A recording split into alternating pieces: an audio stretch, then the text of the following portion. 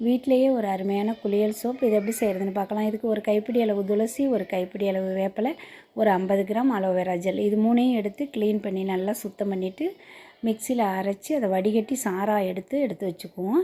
இப்போ soap paste வந்து ஒரு 250 கிராம், 500 கிராம் இருந்தது, அதில் சரி பாதியாக வெட்டி 250 கிராம் எடுத்தாச்சு.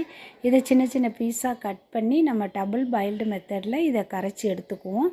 இப்போ தண்ணி பாத்திரத்தில் வச்சு அதை நல்லா கொதித்து வரும்போது உள்ளுக்குள்ளே ஒரு பாத்திரத்தில் நம்ம இதை வைக்கும்போது அந்த சோப் பேஸ்ட் கரைஞ்சி நல்ல ஒரு லிக்விடாக பாகு பதம், நம்ம வெல்லமெல்லாம் பாகு காய்ச்சோம்ல அந்த பதத்தில் இது வந்துடுது.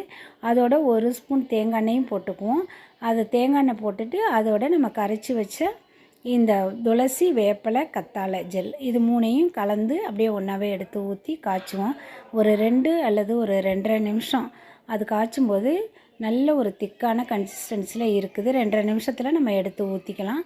எடுத்து இந்த சோப் மோல்டு, சிலிக்கான் மோல்டில் ஊற்றிடுவோம். மீதி நிறைய நம்ம செஞ்சோன்னா டம்ளர் அந்த மாதிரி பேப்பர் கப் இதில் கூட ஊற்றிக்கலாம். இதோட இன்னும் நம்ம எசன்ஸ், வாசனைக்கு எசன்ஸ் கலந்துக்கலாம். குப்பை மல்லி இலைகளில் கூட அந்த சோப்பு தயாரிக்கலாம்.